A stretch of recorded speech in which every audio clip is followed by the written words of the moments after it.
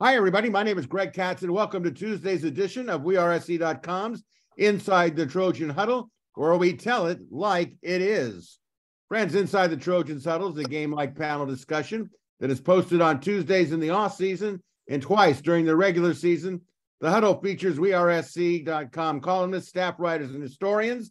We first start off with the pregame show where we introduce our panel. These are the members for this edition of Inside the Trojans Huddle, and then give you the latest USC Trojans football news. Let's meet the panelists for Tuesday. A WeAreSC.com columnist who writes WeAreSC.com's The Monday Morass, Yay or Nay, and Sunday Takeaways. In addition to regular season football and basketball reports, he also hosts his own podcast show entitled Locked On USC. That's Marc Kulkin.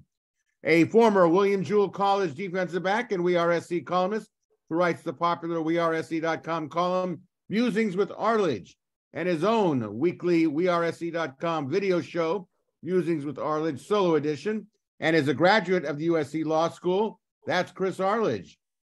The chairman and CEO of WeAreSC.com, graduate and a former Department of Justice supervisor and trial lawyer and general counsel for two large companies. Welcome back to Bruce Bagni. And finally, a weekly WeAreSC columnist who writes Fridays, The Obvious and Not So Obvious. IMH hosts Sunday and is active member of the Football Writers Association of America, your moderator and producer of Inside the Trojans Huddle. That's me, Greg Katz. Before we kick off this Tuesday's edition of Inside the Trojans Huddle, here's a recap of USC football news. On Monday, the Trojans suffered their first recruiting setback for the heralded class of 2024. We should say it happened actually on Sunday, as modern-day corner Zabian Brown announced he committed to Alabama over the Trojans. More on this in the first half of the huddle. Additional notable recruiting news, running back Taylor Tatum, the nation's #1 running back from Longview, Texas, has announced he will make his commitment between USC and Oklahoma on Friday, July 21st, which is the same day as the Pac-12 Media Day in Las Vegas. There has been movement in the On3 national recruiting rankings for the class of 2024. As the Michigan Wolverines jumped the USC Trojans into the #5 position, as the Trojans are now slotted in the #6 position nationally. And in the current On3 class of 2024 Big Ten rankings, the men of Troy dropped to #3 in the upcoming new conference behind Ohio State and Michigan. More on that in the huddle. In some football news that could affect football at some level, Trojans football baseball prospect Deuce Robinson was not taken in the first 10 rounds of the MLB draft on Sunday and Monday combined. The draft concluded on Tuesday with rounds 11 through 20. As of our Tuesday taping, Deuce had not yet been selected. And a golf note. We usually don't go golf, but the importance of it, USC grad Allison Corpos recently won the Women's U.S. Open. And congratulations to her, and quite an accomplishment.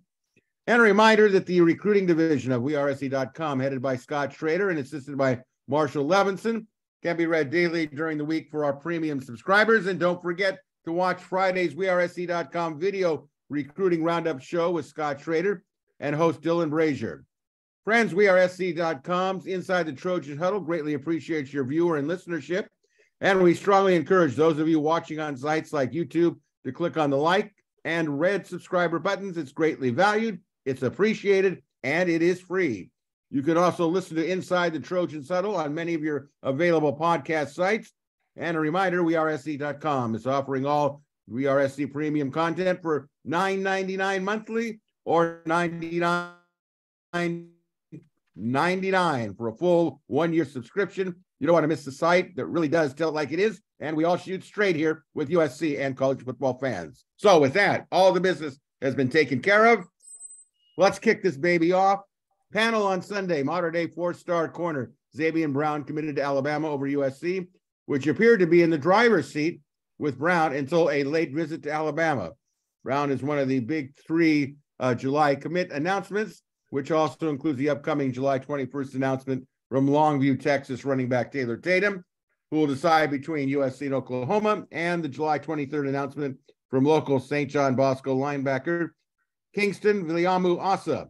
According to WeAreSC's recruiting guru, Scott Schrader, Viliamu Asa is now a strong lean to Ohio State after KVA's official visit to Ohio State a few weeks ago. All right, with that background, panel, your thoughts and analysis on the Zabian Brown commitment to Alabama and the potential commitments of Taylor Tatum to Oklahoma and Kingston Viliamu Asa to Ohio State. Please analyze why, the effects of potentially all three of these prospects out of the picture for USC. Some would suggest that Brown and Viliamu Asa, local superstar defensive players, were must-gets. It's not over until it's over, but somebody can tell us what he thinks. Let's do our lead off with Marc Kulkin. What is happening with these three recruits, Mark? I don't know, kind of lost in the weeds there, Greg. What's the actual question you want me to answer? Well, what do you think if SC loses all three recruits? Should we be alarmed, not alarmed, surprised, not surprised? Your take on it. Assuming USC doesn't get any of those three to make a public commitment in July. We already know Zabian Brown chose Alabama. You don't sign your name in July. And let's even assume that Zabian plays for his dream coach. He's always wanted to play for Nick Saban. Okay, and I don't even know if that's really a significant loss. Let's not forget who USC already has in their defensive back class in 2024. It's not chopped liver. If USC's defense plays up to everybody's hopefully what everybody would like to see, the Kingston Viliamu Asas of the world, even if they pick Notre Dame or Ohio State in July, who's to say that they're not going to be impressed with what USC does during the season and flip in December? So, yeah, Taylor Tatum, the same answer applies there. USC did a lot in June, and everybody shouldn't forget the 13 or 14 commitments. You picked up a big guy, David Palipali, July 1st, and now we're waiting to hear for these next two guys. Does Zabian Brown affect it? No, I don't think so. Chris, do you think so, or do you not think so? How is this going to affect USC overall if they lose all three of these recruits? And is Mark right in saying that it ain't over till it's over until they sign it on the dotted line? What's your take on this? Well, he's certainly right about that. I mean, the truth is these days in recruiting, it's not over even then, right? I mean, you lose a guy, and then he decides he wants to come back home. If it's one of the SoCal kids, he can come back as a true sophomore. And so recruiting is never over. It's certainly not over in July. Now, the loss of Zabian Brown, it's not great because he's a good player. And I know he's a good player because Nick Saban is probably the best defensive backs coach in college football and has been for a very long time. So if he's coming out here to pick up Brown, then Brown must be able to play. But that also means that it's hard to freak out about Brown choosing to go play at Alabama. I mean, if you're a defensive back and you choose Alabama, that's not a crazy choice. Sort of like when kids choose to go to Stanford. I don't beat up on kids if they choose to go to Stanford. It's not what I want them to do most of the time, but it's not crazy. So, and USC is going to be fine in the defensive backfield. I'm not worried about USC recruiting defensive backs. That's not a problem. Now, losing Kingston Viliamu Asa, that would be disappointing because that's a position that USC has not recruited particularly well, although the current linebacker room is pretty good. And the current linebacker room is pretty good because USC has pulled a bunch of guys out of the portal, which is exactly what they're going to do if they lose him this year. Again, recruiting has changed dramatically. And would you like to build your team with 25 five-star recruits every year from the high school ranks? Of course. But it doesn't matter that much. That's the thing. It doesn't matter that much. None of the three guys you named are must-get recruits. I don't believe there is any such thing. But if there is, that should be reserved for people like Caleb Williams, who make such a dramatic difference on the field that you really can't replace them effectively, right? The difference between Caleb Williams and even a good quarterback may be one or two losses. So that's a big deal. None of these other guys are in that camp. Losing out on Taylor Tatum to OU, if it happens, and it might. Look, losing a kid from North Texas to OU, whose dad also happens to be close buddies with OU's running backs coach. I mean, that's kind of the way it's supposed to work. If USC hauls him in, it's a huge coup. If they don't, then that's just the sort of the way things happen. So, I mean, USC fans get all worked up over this sort of thing because these are good players and we want all the good players. USC is going to be fine. They're going to finish this recruiting class well. And if there are some holes in the roster, and there will be, then Lincoln Riley will pull out one or two established, say, linebackers next year, and he'll plug them in. And he'll build a great linebacker room like he did this year, despite the fact that they didn't get a ton of linebackers last year. And Clay Helton almost never got very many linebackers because Clay Helton was a clown. So he'll overcome that if he has to, and we'll be fine. Yeah, from an optics point of view, you don't want to lose KVA. But, you know, as Chris pointed out, the transfers don't seem to be afraid of Alex Grinch's defense. So what's getting lost in the communication? I'm sorry. I just wanted to clarify. No, feel free. Let's go to the Godfather, as we affectionately call him over the years. Bruce Bagni. What's your take on this, Bruce? Well, I'm kind of where Chris is. To me, it's the glass half empty or half full. And when I look at this Marcellus Williams and this Dakota Fields, I mean, I looked at their film, and these guys are every bit as good as the kid from modern day. I mean, they're outstanding players, not to mention the ones we already have. And by the way, can you say Domani Jackson? He didn't really get to play last year because he was hurt. But he is an incredible, incredible talent. And we're going to see him on the field this year. So that's sort of my response. I don't. Now, when we get to it in a minute, I'm very concerned about the three big men from modern day. I think we have to view that a little differently. But as far as this is concerned, although I'd love to have Viliamu Aza, and by the way, I got it from a very good source that Troy Polamalu has had some discussions with him, which I think might be helpful. I mean, I've watched him on the field. He kind of looks like Troy. So maybe that will have an impact on him. But bottom line, I'm okay with where we are. Are you saying he's had talks with him since the official visit? When was the official visit? I think he may have been there at the official visit. I'm not sure. Yeah, he was there in an official legal capacity. I don't know where it was. But if I'm a player at SC and I'm Samoan and Troy Polamalu is recruiting me, that's probably going to have a big impact on me. I'll wrap up this question by saying I agree with Kulkin on this optics. My concern is if, I can see Brown going to Alabama. I think he had some background where living in Texas, if I'm correct. I think that the optics of losing Viliamu Asa is a real question mark to me, especially if he does go to Ohio State, because it's interesting because Brown had said when he visited Ohio State that when he compared Ohio State and USC, he thought they had a lot of the same. And why would I go there, meaning Ohio State, if I can get the same thing locally at USC? So therefore, when he goes to Alabama, he obviously thinks that Alabama is in a position that he wants to go to. So, all respect for him, of course.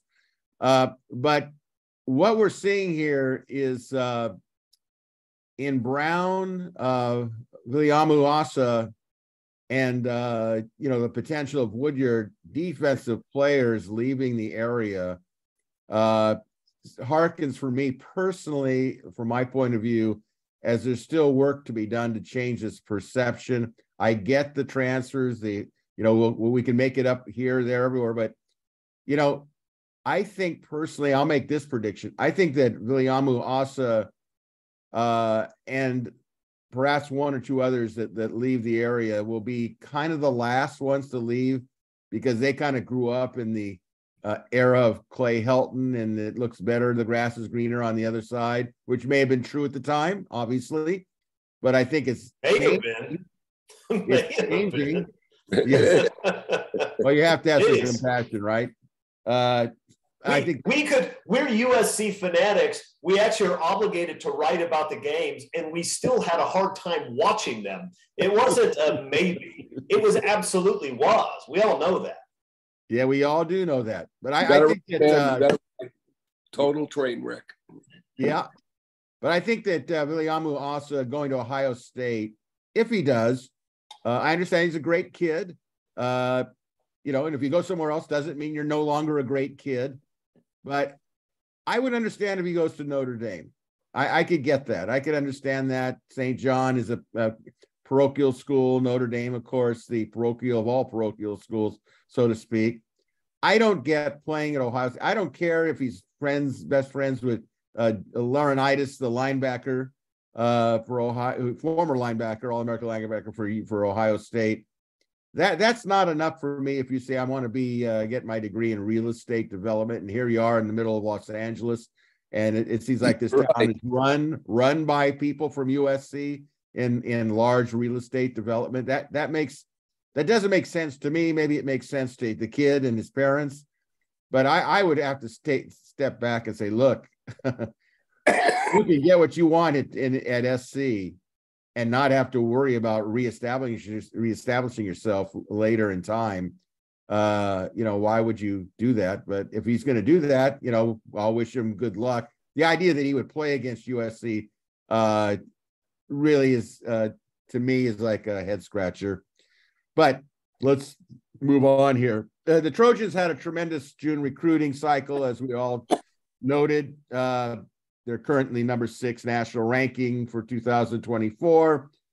But the question I have for you guys is, did they drop the recruiting ball with Brown and potentially Tatum and Viliamu Asa by not scheduling their official USC recruiting visits until after all three had visited Alabama, Oklahoma, and Ohio State respectively?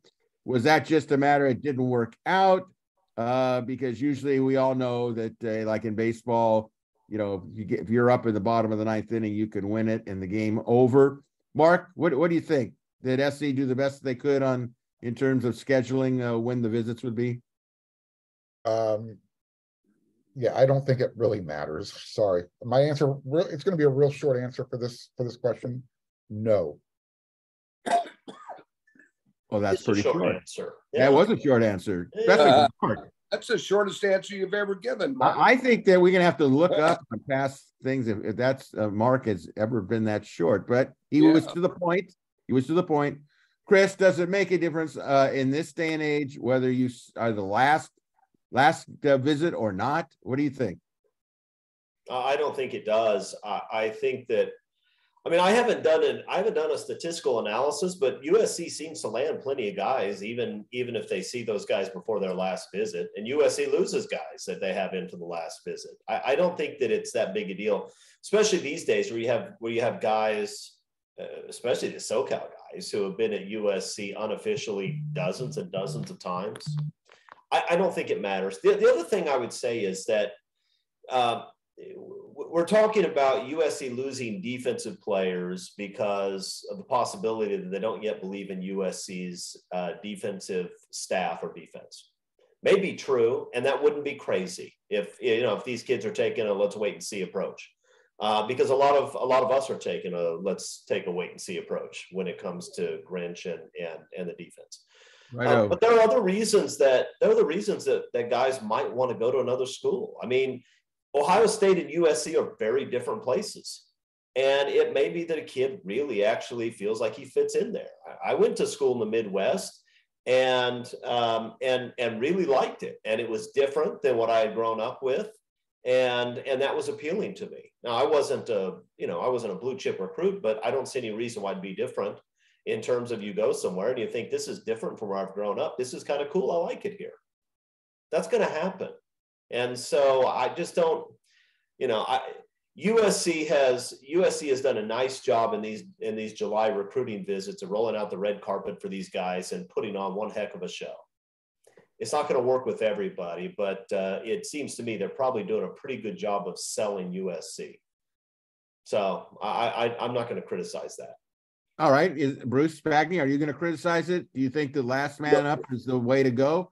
What's your perspective on it? I'm not going to criticize it because I've got a wait and see attitude. In part, I want to see how we do with the remaining studs, great players, especially the big guys at Modern Day. But listen, guys, this is a whole new world. We have a total number of 17 commits. 11 are from out of state. Now that's a whole new world for us. Now in the past, two guys come right off the top of my head who are from out of state, who are incredible Trojans, both linebackers, Richard Wood and Brian Cushing, both from Jersey. Okay. And we've done it in the past. We've pulled great players in. And when I look at the total, I'm looking at the total picture and some of the abilities that some of these guys have. I mean, we'll talk about it maybe later, and you guys have already talked about it in previous shows. We've got a lot of very tough, talented defensive players coming in. So that's where I am. I mean, I'm not going to, I don't think anybody's better at recruiting than this guy and his team. I think he really knows how to do it. I think he's got to focus on the defense now. And I'm not going to criticize him. Okay, well, I'm going to take a contrarian point of view. I think it's always best to get the last visit. When you start connecting dots, you say, well, what do these guys have in common? And you look at the last visits. Now, if Taylor Tatum decides he's going to go to Oklahoma, we can all understand why, East Texas kid. But to me, the last person in their ear sometimes does make a big difference. And I can't say 100% it made a difference, but it was just seemed a little bit of a pattern of behavior here. I don't blame the recruiting effort on USC at all. I think they did what they could do. Sometimes, the thing I kind of have a rule in my head on this is anytime a recruit keeps saying USC and somebody else, then it's USC and somebody else, and then it's USC and then somebody else. Well, if you're going to keep replacing one school with another school with another school, and you're keeping USC there, USC is number 2, because if you want to go to USC, and I always admire this when a player says, "I don't need to go to any more schools. I want to go to SC. It was my dream school. That's where I'm going." End of story. Case closed. Those to me are the ones that I never worry about that are going to renege on a commitment in December. So for me, if I had my choice, I always would like to see a player, especially locally, be the last visit to USC. But if a player really wants to go to SC, they're going to go no matter when they visit. All right. Bruce brought up a very good point, which leads me into the next question. Modern Day has 5 or 6 guys in the class of 2024, major big-time prospects. Besides Xavier Brown, who's committed to Alabama, quarterback Elijah Brown is committed to Stanford. But among those uncommitted are 5-star offensive lineman Brandon Baker, 4-star offensive lineman interior lineman DeAndre Carter, 4-star defensive lineman Aiden Breland, and let's not forget 4-star running back Nathaniel Frazier, who's quite good. Are the Trojans going to be shut out by all these modern day prospects? And if it happens, is it much ado about nothing? Is it an anomaly for the recruiting cycle? Is there cause for concern regarding Modern Day? Remember that Modern Day was longtime head coach Bruce Rawlinson, Cardinal and gold through and through, played for John McKay. He's no longer the head coach. It's a transition period there. But reality is that Modern Day has been historically a major USC feeder school. Marc Kulkin, is there reason to be concerned, or don't sweat it? We'll get them in the next recruiting cycle because there's players at Modern Day that appear to have USC high atop on their ranking list. What say you? Well, first thing I've noticed is that you seem to be on a little tirade towards Modern Day on this show so far. And there's also the way you kind of set up the narrative there. It's not like USC was interested in every single one of those players or what their interest level was. For instance, let's just go down the list. We know about Xavier Brown. You know, you made the case for USC and another school. Xavier made it known that, you know, playing for Nick Saban and being developed by Nick Saban was always his number one choice. That's what we found out when he made the commitment. As far as Elijah Brown, the quarterback, how much interest did USC show? Where was he on their big board? So to say that, you know, USC is going to get shut out there, I don't know if that's a fair description. I agree with that. And the same thing applies with Brandon Baker. He wasn't coming to USC no matter how much NIL love they showed to him.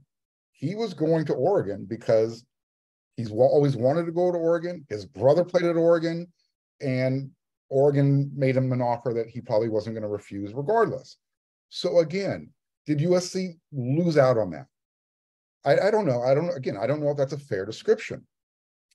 DeAndre Carter. Look, if we want to just get real about it, what's going on with recruiting, he had a chance to come in. He asked to kind of extend the process.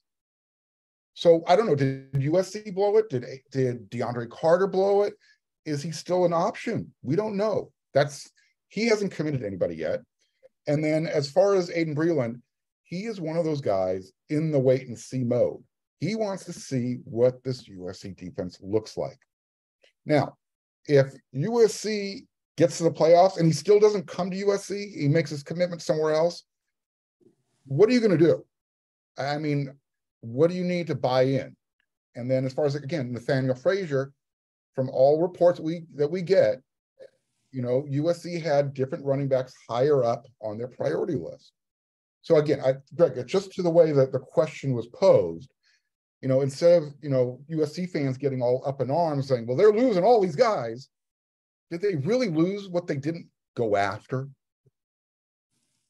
Those are fair points, and I will respond to it. But let's move and get a comment here from Chris. No, actually, I think Mark covered it perfectly. I agree with it. USC is not losing out on guys that are farther down on their list when USC is recruiting different players. So USC is not going to have trouble recruiting modern day. They're not. Just because some of these guys are going to go elsewhere, maybe all of them will go elsewhere. I don't know. USC is not going to have trouble recruiting modern day. USC is also not going to have trouble recruiting DC and Texas and a bunch of other places. They're not going to have any trouble recruiting anywhere, especially if the defense turns it around this year and the team looks good on both sides of the ball. USC is not going to have trouble recruiting modern day or anywhere else. So I don't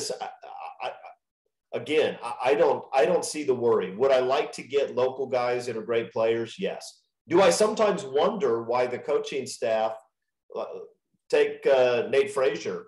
Kid looks pretty good to me. Yeah, he's good. But if Kyle McDonald thinks that Texas has a bunch of backs that are better than him and decides that he wants them more, he probably knows more about running back recruiting than I do. So I'm not going to worry about that. And I'm certainly not going to conclude based on Frazier likely going somewhere else that USC has a modern day problem. No, they don't. Frazier has a Kyle McDonald problem. I mean, I don't know why that's a problem for us. So no, I'm not concerned at all. Bruce, any concerns? Well, I'd like to get the big boys from modern day because we don't have that many really big, tough, strong linemen anymore coming from California. We do have some here and there, but typically we don't. So I'd like to I'd like to see us get these guys, but to support both Chris and Mark, I do agree that that there were. It's not like this is the end of the universe with these guys, okay? And it doesn't mean that we won't be able to get others from that school in the future. But one of the guys I looked at, and I don't know it like you guys because you guys are involved all the time, but I looked at this guy, Jason Zandamela from Florida, the number 4 interior guard / center in the country. And we got him. We got him from Florida, which is a real hotbed of, high school football and a great recruiting ground. And so, and I look at that, by the way, I looked at that, the number, 17 recruits, 11 from out of state. It was 3 from Texas.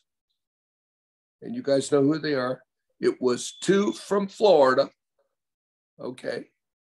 And it was 2 from Georgia. And one of the guys, we got 2 tremendous players from Georgia. One of them is this tight end, this guy Matthews. I looked at the guy's an unbelievable talent. And he's one of the top players in the country at his position. And he lives within miles of Athens. So do you think, I wonder what the Georgia people are saying, oh my God, we're losing these local guys.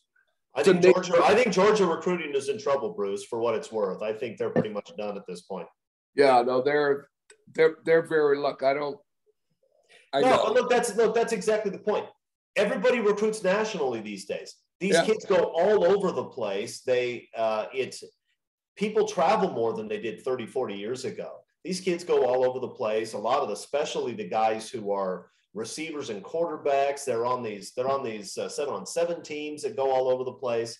Yep. It's not as hard to pull a kid out of another part of the country as it used to be. That's why USC has a bunch of guys from other states. It's going to be fine.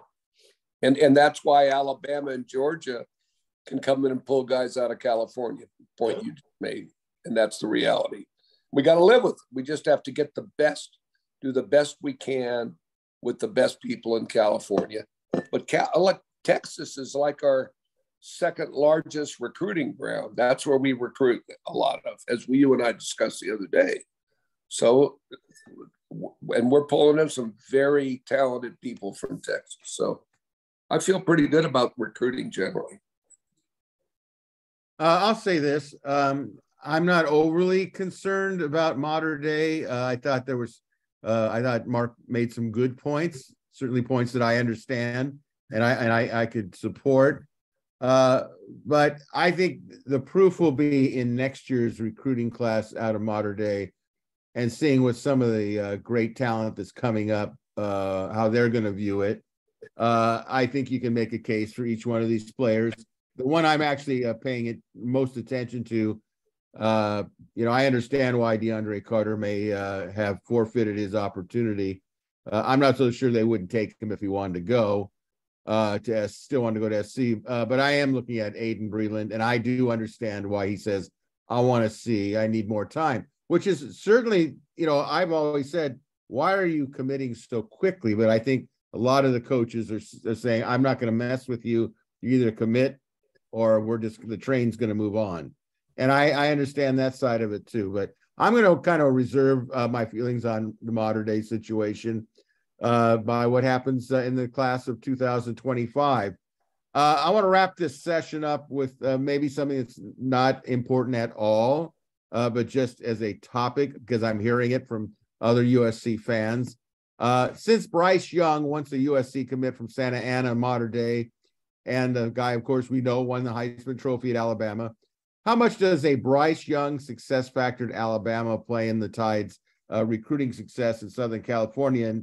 And now we see the Tide has added 2 more major class of 2024 commitments, of course, from Xavier Brown, and we've already gone over, and also Carlsbad 5-star quarterback Justin Sand.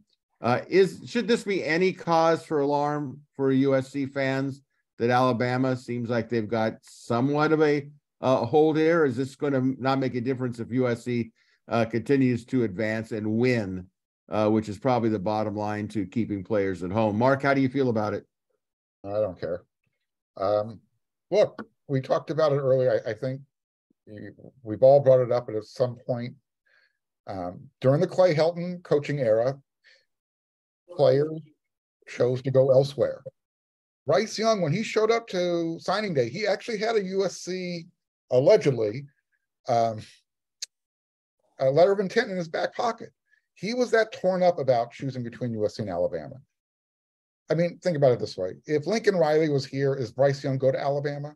No way. Not. Or the answer is correct, absolutely. So did somebody light a match and are they trying to start a fire somewhere in the corner to get USC to burn down? Yeah, it's not going to be successful with Lincoln Riley. Not that, no. Do not care. Chris? Yeah, so I don't think, look, Alabama has been the premier program in the country for about 15 years now. Sometimes Clemson's their rival for that. Sometimes Georgia's a rival for that. But the one constant has been Alabama. And Alabama has what may be the greatest college football coach of all time. A program like that's going to pull guys out of anywhere they want to pull guys out of. So, no. Bryce Young shows what happens when you let a clown run your program for the better part of 6.5 years. Got it. That kid wanted to come to SC, but he wasn't willing to stake his career on Clay Helton's ability to coach. It's hard to blame him, but no. Regardless of Bryce Young, Alabama has been the premier program for a decade and a half since these kids were like 3 years old. So no, it's not Bryce Young. It's Nick Saban in Alabama, and they're going to be able to get guys. Although, look, this quarterback saying, I don't think he was particularly high on Lincoln Riley's list. No. Riley had other guys that he had a lot higher. Maybe Riley's wrong about him. Maybe he's right about him. But I can't look at that guy and say, oh, shoot, Alabama's coming in and stealing quarterbacks. Well, not a quarterback Lincoln Riley wanted. So, no, I just think it's much ado about nothing. Somebody is going to be a great program that's going to challenge us in recruiting. Alabama's probably going to be that as long as Nick Saban's around. That's okay. Bruce, your thoughts?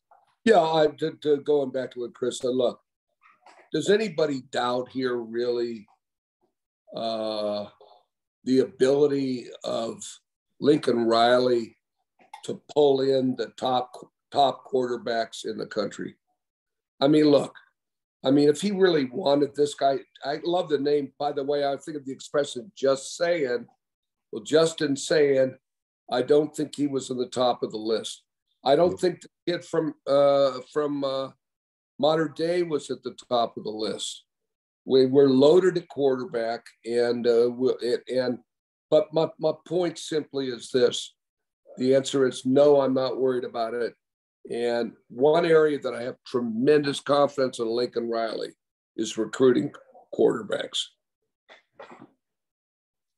Yeah, and I'll underscore that. I think that's where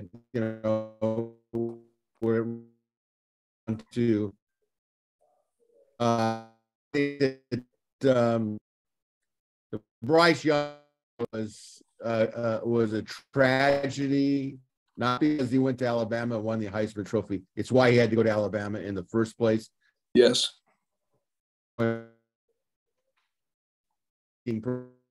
California. And that was what we all knew. And the way I look at it, Alabama is where USC was under Carroll. He's going to do it. And as long as he's at Alabama, I agree with Chris. It isn't going to change. But the better the Lincoln Riley does at SC, the less chance that SC is going to lose a great player to almost anybody if SC is healthy, as we know historically when they're healthy and they're winning big. SC's not going to lose too many players. So with that, let's get to halftime. Some quick hitters. We've been going through the Big Ten programs and giving our thoughts historically, what comes to mind. So panel, quick thoughts here. When you think of Purdue football, what do you think of in those terms? So Bruce, you're a veteran of this. When I say Purdue football, what comes to mind? 67 Rose Bowl, Bob Greasy at quarterback. We score a touchdown. Bob Greasy, okay. Anything else? No. And I'm sorry, you kind of broke up there on us. McKay went for 2 after we scored. And we're at the very end of the game, he went for 2 and we lost the game. And that was, I always admired McKay for that, but that's my only real feeling about Purdue. Mark, anything about Purdue that comes to mind? Player, event, anything? It was really, really hot in the Coliseum when USC played them. I mean, really, really hot, like 115 degrees hot back in, what was it, 97, something like that. Good point. By the way, who was the quarterback? Wasn't that Drew Brees? That's correct. You get to go to the bonus round. Yeah. And then also they have like the biggest bass drum in the world in their band. Good point. Right. And every now and then if you're a really good team and you're playing in West Lafayette, they'll rise up and they'll knock you off. They have a history of beating the number 2 team in the country. Not always number 1, but if you're number 2, don't go to West Lafayette because they'll beat you. Okay. Let's move on, Chris. Yeah, same memory as Mark. That Drew Brees game. It was Paul Hackett's first game, and the funny thing is, after that game was over, I think we were all kind of optimistic, like, okay, this freshman quarterback Carson Palmer comes in, he throws a deep pass down the right sideline. USC plays pretty well against a pretty decent Purdue team, and I think everyone thought, yeah, okay, maybe we're going to be all right here. We had no idea what was coming, just absolute horrible disaster. But I remember that game, and yeah, that was probably the hottest game I've ever been at in the Coliseum. It was brutal that day. Brutal. Well, I'll give you some quick memories of Purdue for me. Leroy Keys, who just recently passed away, great two-way player in 1967, 66. Yeah. He was like the East Coast competitor to O.J. Simpson at the time. Obviously, Bob Greasy. One name that perhaps slips the mind a little bit is fullback Mike Alscott, the A-Train. Oh, yeah, he was good, really good. He was really good. And as a historical note, I think Bruce brought it up. The interception when SC lost to Purdue in the Rose Bowl in 67, a name that I will not forget because I was so depressed over watching it, although I've seen film of it, so I understand it. The interception in the end zone on the 2-point try was intercepted by linebacker George Katavalos. Oh, yes. And he made the play of the game. And the one thing about McKay, he was going for a win. He could handle a loss, but he could not handle a tie. All right, let's move on. All right, what do you think of Illinois football? What do you think of, Bruce? Illinois football, Dick Butkus. One of the greatest middle linebackers ever to play college football. That's back when the Big Ten played football. All right. He was great. Mark, Illinois football, who do you think of? What do you think of? Not a whole lot. I'll go back to the Rose Bowl. USC, when they beat them, Juice Jones was their quarterback. There's not a lot to talk about when you're talking about Illinois football. Sorry. Oh, that's all right. Chris? Yeah, it's funny. There's not a lot to talk about recently, but Red Grange and Ray Nitschke and George Hallis, and I mean there are all kinds of great ones in the old days. They haven't been particularly good recently. What I remember personally was I remember the 1989 game in the Coliseum. I think Jeff George was the Illinois quarterback. Right. Todd Marinovich's first game as a starter. USC played unbelievably conservatively on offense. They didn't try to do anything. They're up 13-0, and they give up 2 touchdowns late to lose that game. That was a kick in the gut loss, and frankly, a poorly coached game by Larry Smith because they didn't really try to do anything. I think they thought their defense, which was great, was going to be enough to hold up that 13-0 lead, but that's what I think of when I think of Illinois football, and I don't like it. I'll cap this off with Chris made an excellent point. The Galloping Ghost, as he was called, Red Grange, a legend in college football history. And, of course, Dick Butkus, who O.J. Simpson said was the scariest and most feared linebacker during his playing days in the NFL. And I would invite anybody who's a younger viewer of Inside the Trojans Huddle, you got a little free time, go to YouTube, look at Dick Butkus play football, both at Illinois. He was a two-way player. He's actually was a center on offense. Yeah. But boy, you talk about not of this world. That was Dick Butkus. All right, let's wrap up this halftime segment with we're going to come to Indiana football. Of course, most people think of Indiana basketball, Bobby Knight, etc. But when you talk about football, Bruce, is there anything that comes to mind with Indiana football? I got a feeling that something's going to come to your mind. We'll see if I'm on the same wavelength as you. What do you think of? Okay, like Bobby, my answer was going to be Bobby Knight, by the way, but you stole my thunder.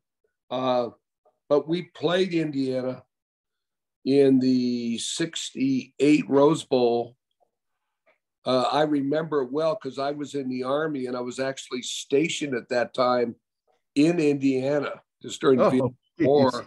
Yeah, and I knew some people who went to the game, and they had a good coach. I forgot his name. Remember his name? John Pont. John Ponce, and I think we beat them like 14-3, as I recall. Correct. But you know, I lived in Indiana for a while. I was in the Army there, and I got out and got my first law degree at Indiana University, and met my wife there, by the way, who went to Indiana. And it's all about basketball and Bobby Knight. But those guys, I knew a bunch of those guys later after I was in Indiana and practicing law. There were several of those guys on the Indiana team who went to law school. They're pretty smart guys. And there was one guy, I forgot his name. He was Eisenbarger. John Eisenbarger. Yeah, and he played for the Niners, but he was the punter. And he'd always take off and run. And the people from the stands they start chanting, "John, punt, punt, punt." But that's what I remember about Indiana football. Well, I'm gonna underscore that with Bruce. And the '68 Rose Bowl game between USC and Indiana is the only time that Indiana's ever played in the Rose Bowl. That's right. And I remember they had a quarterback, just his name was enough to make you kind of say, wow, this is really Cinderella. His name was Harry Gonzo. Gonzo, he became a lawyer. He's one of the guys I knew. He's a lawyer. Yeah. Is that right? Yeah. Harry Gonzo was a tough guy. Yeah. And they also had a lineman that was quite decorated at the time, defensive lineman, Doug Crusane. Oh, and that team, actually, in my opinion, having seen the game, was really, I thought they put up a great fight against USC. SC, only scored 14 points, and the O.J. Simpson, had a fairly decent day against them, but they fought. I had a lot of respect for them after that game. It wasn't a blowout by any means. They just didn't have, SC's defense was really exceptional on that national championship team with, Adrian Young and Rosevich and, Gary Magner. Guys were great. They were great. They were great. All right. Before we modern day guys, by the way, a couple of them at least, right? Adrian Young, and wasn't Gary actually, Adrian Young went to Bishop Ahmad. Oh, okay. But then Gary went to modern day. Yes, he did. That's correct. That's correct. I knew him a little. Yeah, go ahead, Bruce. I knew him a little bit when I was at SC. I knew several of those guys, Rosevich and Adrian Young and those guys. Yeah. Friends, before we head into the second half of topics here on the Huddle, again, a reminder, we encourage those of you watching Inside the Trojans Huddle on sites like YouTube to click on the like button. That'd be greatly appreciated. And the red subscriber buttons. It's greatly valued, appreciated. It's free. And you can listen to Inside the Trojans Huddle on many available podcast sites. And be sure to check out WeAreSC.com and become a subscriber. So let's do some quick hitting here in the second half. We kick it off. Panel, what is your biggest fear or unknown regarding USC joining the Big Ten? Chris? I don't really have one. I think that the worst case scenario, if USC continues to be led by Lincoln Riley, the worst case scenario is that USC is a very good team that can't quite get over the hump in the conference because they lose too many games to Ohio State or Ohio State, Michigan. That's the worst case scenario. A lot of people talk about, well, look what happened in Nebraska when they left. It's actually not true. Go look at what happened in Nebraska when they left. Their record, their first 4 or 5 years in the Big Ten was almost identical to their last 4 or 5 years in the Big 12. The problem with Nebraska is that Nebraska's program was sliding, and they don't have the recruiting base to be what they used to be. It had nothing to do with the Big Ten. So I'm not that worried about it. I think it's going to be a good fit for USC. And other sports, I have some concerns, right? Because they just have more travel and it's more difficult. But football, you can make a 4-hour flight a few times a year. It's just not a big deal. They'll be fine. Bruce, what do you think? What fear or unknown do you have regarding SC entering into the Big Ten? Well, Chris sort of touched on it. I mean, I'm concerned about the time zone, travel issues, but also, listen, look, I understand the economics and all that, but to me, it's the end of an era, and I'm kind of sad about it and I know that the Pac-12 has done a crappy job of managing the conference, but I love the old days when, SC would play Ohio State or Michigan for the Rose Bowl and beat them. So to me, it's an end of the era. It's all about me. I think this NIL and everything's all about money now. And I have questions about the future of college sports. But I guess we're going with the flow. But I, for one, am a little bit sad about it. Mark? Yeah, I don't fear anything. I guess like the unknown is, who's going to be joining the conference in a few years after USC and UCLA join. That's all. I think I don't know if fear is the right word, but I do get concerned a little bit about the physicality. That SC is going to be physical enough, not for one game, but for series of games. And I know SC is going to have the skill players to match anybody in the Big Ten. I don't think you're going to get an argument with that. But can they maintain the physicality? And I think that SC fans are going to have to be patient. This is obviously a much better conference at the top end than the Pac-12 in many cases. I don't expect SC is going to go to the Big Ten. They're just going to dominate it, and Ohio State's going to go away. Michigan's going to go away. Penn State is take myself out of the USC equation. Just as a college football fan, I think there's a lot to be excited about, but it's definitely going to be more challenging. Panel, as you look at the Pac-12 today, and we're getting close to media day, as you see what's happening now, still no media thing. Is there something we just are missing or don't know? What's the future of this conference, Chris? I mean, it looks pretty grim, doesn't it? Nobody wants to show their games. The thing is that you could make an argument for the Pac-12 schools that once you go to the 12-team playoff, that the Pac-12 winner will probably make that playoff. And so if you're Oregon or Washington, you look at it and say, no USC, we can probably hang out here and still have a pretty good chance of making the playoff, and that's not too bad. That's your best case scenario if you're them. The problem is they're going to be operating at a huge deficit in terms of money, and that matters. They're going to be operating at a huge deficit in terms of prestige. USC is going to be playing Ohio State and Michigan and Penn State, and they're going to be on the high-rated games. And Oregon's going to be playing Arizona State on the Cooking Channel, and that's a problem, right? That's a problem for them. So the Pac-12, I don't feel any sadness because I got so bitter at the Pac-12. Because it was such an absolute disaster, the way they ran the conference, the way they treated their flagship program, the way they had that moron, Larry Scott, making more money than Madonna in her prime to run the conference into the ground. And it took them years and years and years to figure it out. I mean, at some point you look at it and say, I don't care about any of these people. And as much as I'm going to miss those really exciting rivalries with, Washington State, I don't want to be a part of this anymore. It's a clown show, and I want out. And that's how I feel about it. And I hope that the Pac-12 dies now. I hope they die a gruesome death. Because if they die a gruesome death, they're going to take down with them the Oregon Ducks. And there's nothing in college football I want more than for the Oregon Ducks to die a gruesome death. Let me ask you a question, Chris. Yeah. Very, very interesting. I have similar kind of feelings, maybe not quite as intense as yours.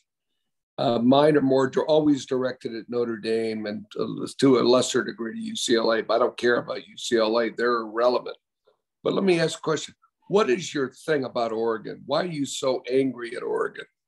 Glad you asked, Bruce. Oregon is everything that's wrong with college football. They're about marketing. They're about nice facilities and video games in the lockers. I hate Oregon more than I hate Notre Dame. I have respect for Notre Dame. It's a real institution with a real tradition. Oregon's everything that's wrong. I can't stand them. I hope they lose every game. They won't, but I hope they lose every game like they used to when I was a kid. Bruce, is there anything you want to add to this? No, I happen to agree with a lot of what he said. I really do. But there's Notre Dame gets down into my soul as my family, Italians and Catholics and all. And Notre Dame has always taken the view that they were sort of special Catholics. And that always pissed me off. But no, I hear what he's saying, and look, I don't care what happens to these other schools either. And you know what? Let me just make this one point, going back to what Chris said. Okay, when they did the Pac-12 network contract with that idiot Scott, I talked to Pat Hayden about this. I was ready to kill him in his office. Here was the deal. Washington State was making $5 million a year on TV. We were making $35 million a year on TV. So what did he agree to? Let's just even it all out. Everybody makes 35. And that was an outrage. I mean, anybody who's been to Pullman, it's like going to a high school stadium, right? The players come out. I mean, I've been to better high school stadiums than that. Anyway, I'll shut up, but I go on and on. Mark, what do you see now? Mark, we believe Mark is going to be at Pac-12 Media Day in Las Vegas.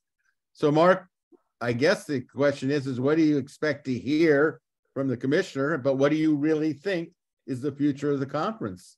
So this isn't the I hate Oregon segment of the show. I mean, are we back on the topic now? I mean, I have more to say, Mark, if you're invited. No, I'm not. Look, I'm just just wondering. I went down a different hole. Where are you trained right now? Which hat to put on at the moment? That's all.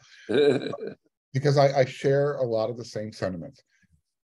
To the original question, they're going to die a slow death.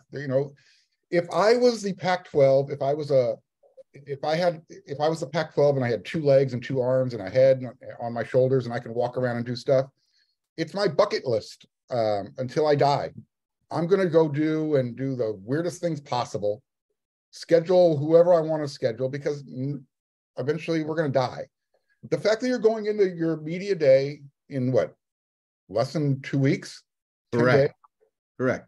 You don't have a new deal to talk about? Nobody cares. And that's how much I care about this question.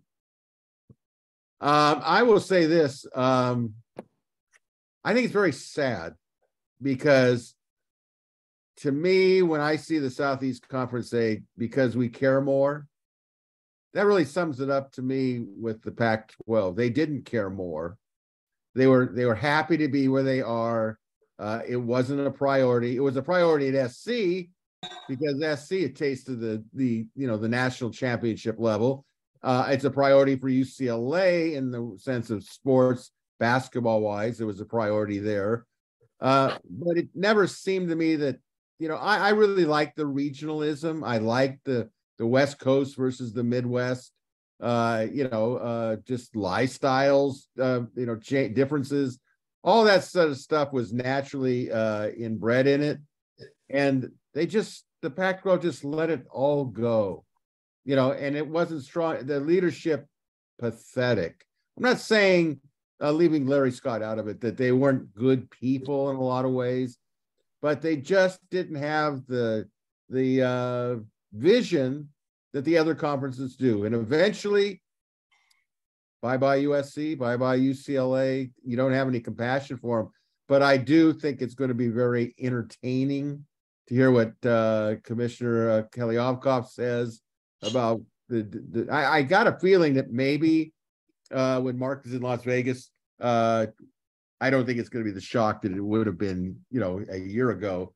He's got to, reveal some wonderful streaming network thing, but it's really a shame. We're going to finish up the second half here with, I think, basically a rhetorical question. Will Notre Dame eventually join a conference? And what current Pac-12 teams besides USC, UCLA will eventually go elsewhere and sooner rather than later? Chris, who's going to leave next? But precede that with Notre Dame.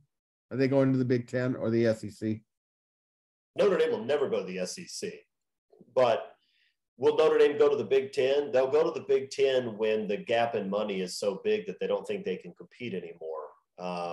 It sounds like their expectations for their next TV deal may be a little bit higher than what NBC and others want to pay. So maybe that day's coming close, but they'll hold out as long as they can because that independent status is really important to them. I don't know why necessarily, but it matters a great deal. Who's going to leave the Pac-12? They'd all leave the Pac-12 if they could. But I think the Arizona schools, Colorado and Utah, probably jump to the Big 12, and that's when the whole thing collapses.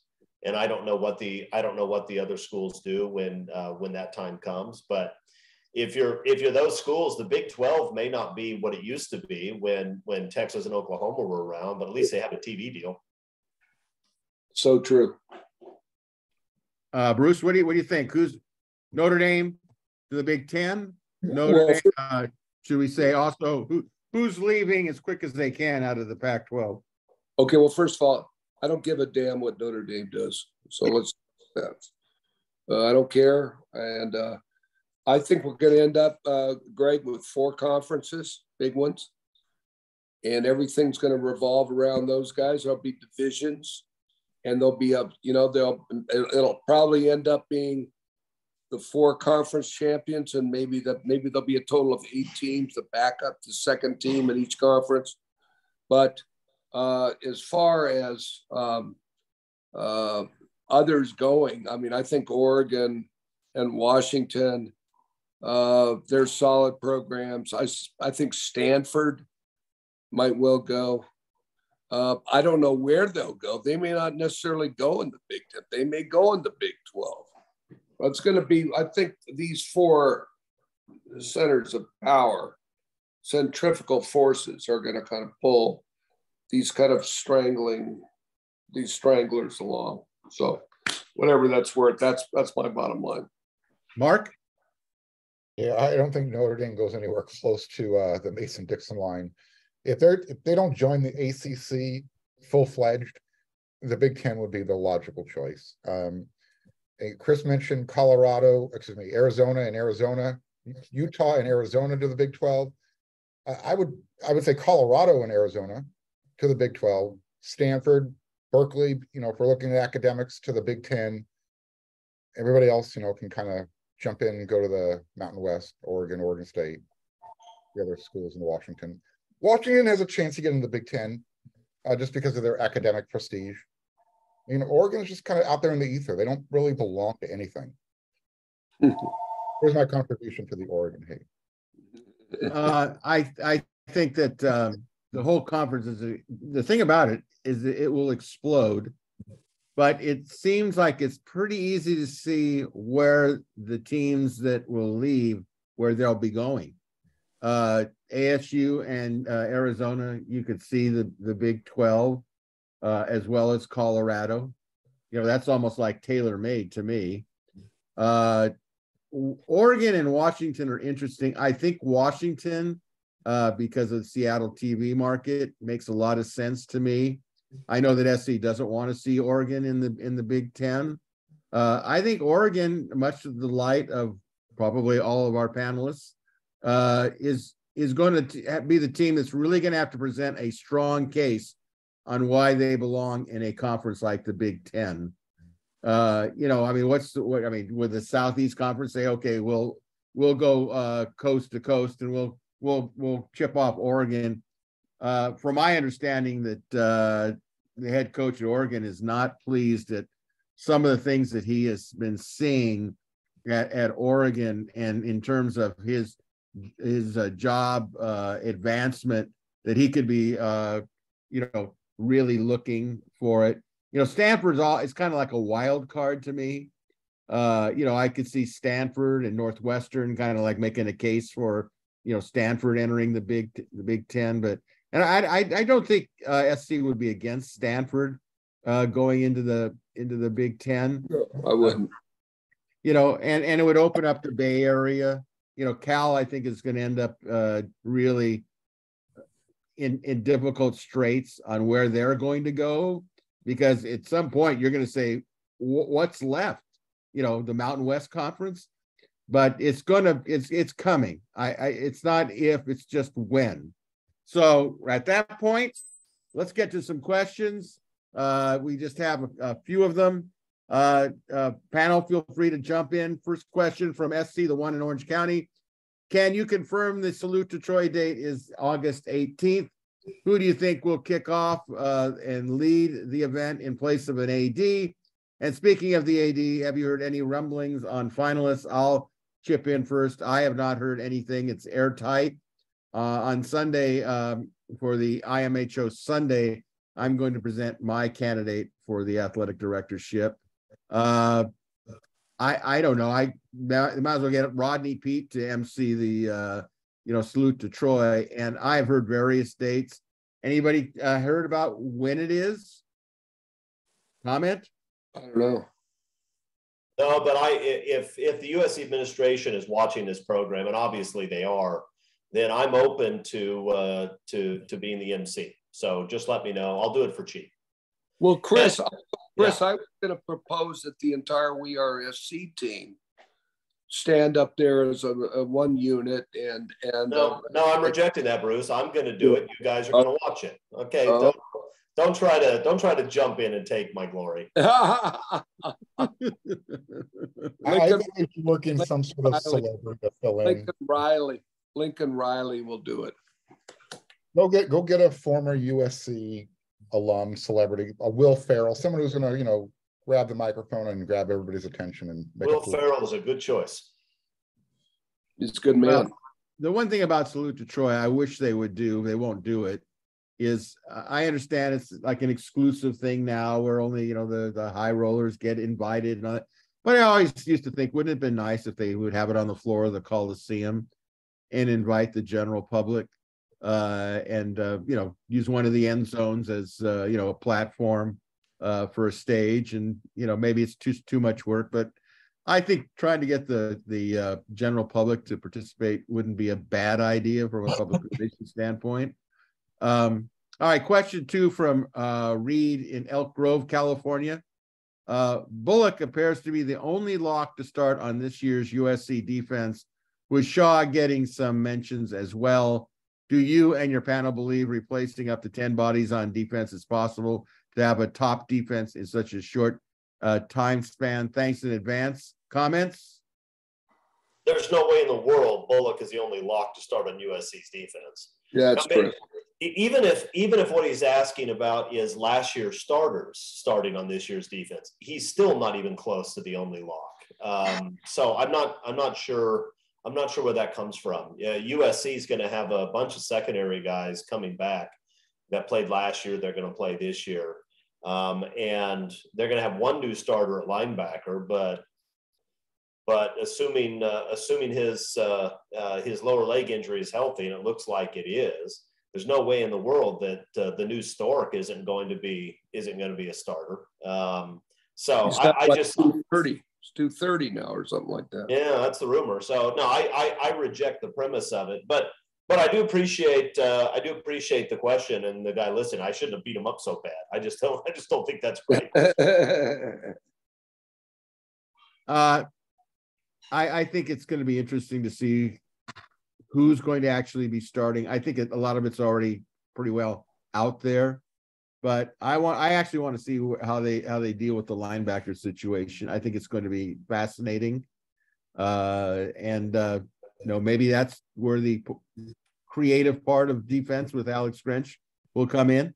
All right, question 3 from Trojan in the Valley. Now that USC has more able bodies on defense, panel, what, if any, specific changes do you see Grinch making on defense? Also, can you explain the difference between a 3-4 versus a 4-3 defense, the pros and cons to each?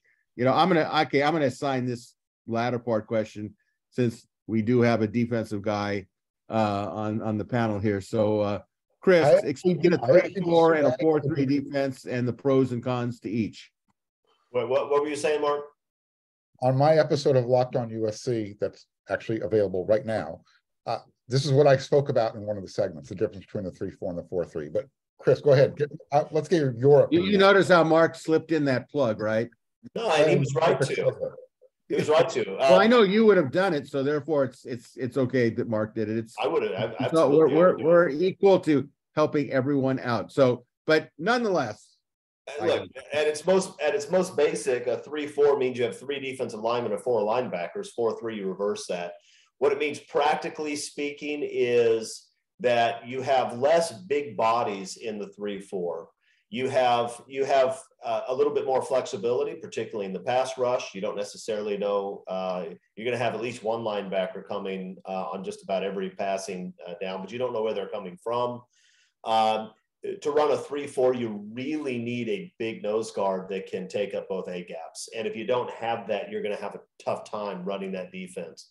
So that's a quick summary of the two. What changes will Grinch make? I'm hopeful that with better players, Grinch will take less risks, because he took a lot of risks last year, and a lot of times when the team is getting gashed, he's trying to make something happen, and he's leaving some of his guys in really tough assignments.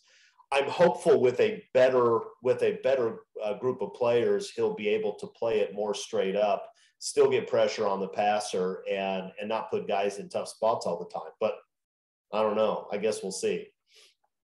Well, I think one of the things that we could see is, I think we've got some big horses now where we could fill out a 4-3 if we wanted to run a 4-3.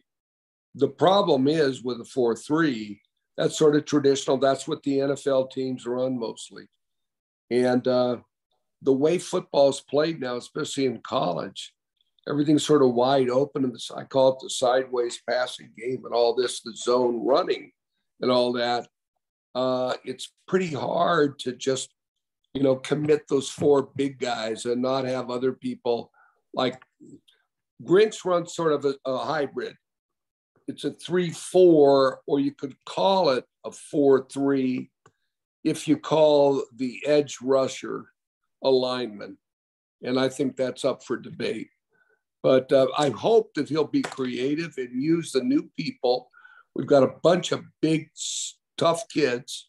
We've got some that are coming in from the recruiting group to where we can defend against power. The problem is, most of the time, you don't see power anymore. You see these wide open spread offenses. It's pretty hard to go 4-3. I'll ask you, Chris. I think it's pretty tough to go 4-3 when you've got these guys spread all over the field. I don't know. I mean, you still see plenty of 4-3 defense, particularly NFL, and the NFL spreads it out too. But, Right. So I don't know, but I just think that while I have questions about Grinch, I don't have questions about the fact that last year's defense was not nearly talented enough to be a real USC defense. It just wasn't. He has better players this year, and so we'll see whether he can do more with his better players. I mean, the better your players are, the more straight up you can play it and just have them beat their guys. So I'm hopeful that we'll see more of that. Yeah, look, bottom line is this: do you 3-4, 4-3? The goal is still to create pressure up the middle, and if you when you have your 4 down linemen, now you don't have.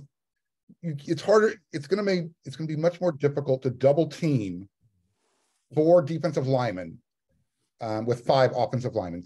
It makes it really difficult. So as long as you're creating pressure up the middle, disrupting the timing, just make sure you have the right guy, the right roster, the right guys to make it happen. They brought in guys that, Chris talked about, that you can now line up over the ball. Kion Bars, if that dude's squatting 635 pounds, I have a feeling he can handle the guy that's, snapping the ball by himself. And he's going to require a double team. That's going to allow the speed defense to hopefully get to the quarterback this time. Last year, if it wasn't Tuiapelotu coming off the edge, they weren't creating enough pressure. So the 3-4, you get more, you're able to be more aggressive. The 4-3, you kind of have to add a little more blitzing if you want to, get to the quarterback beyond the 4 guys up front. That's really the difference. All right, let's move on to question 4 from Chicago, USC, a Midwesterner. How can USC minimize injuries going to the second half of the season? I'll just comment here, throw a hat in the ring. How about beating the daylights out of every team in the first 6 games, which is going to give more players a chance to play in the second half, which will minimize injuries. Any other ideas, comments? No. Rotate players.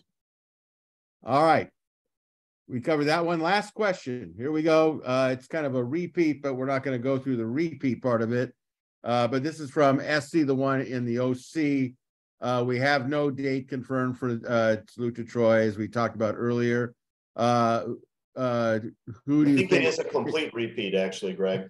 Same question from the same person. Okay, here's the question of the AD. We don't have any rumblings. We don't know. So with that, we're going to say thank you for your contribution on your question. A reminder, if you have any questions or comments for our panel, go to the WeAreSC members message board and click on the thread that pertains to Inside the Trojans Huddle, viewer or listener questions. A final reminder, if you enjoyed Inside the Trojans Huddle, please click on the like and red subscriber buttons. We greatly appreciate your support. And again, check out being a full-time subscriber to WeAreSC.com. That'll do it for Tuesday's edition of Inside the Trojans Huddle. So until next Tuesday, a big thank you again to our great panelists, Marc Kulkin, Chris Arledge, and Bruce Bagni, and a special thank you to all of you for watching or listening to Inside the Trojans Huddle. Have yourself a great week. So until next Tuesday, this is your moderator, Greg Katz, reminding all of you to fight on, everybody.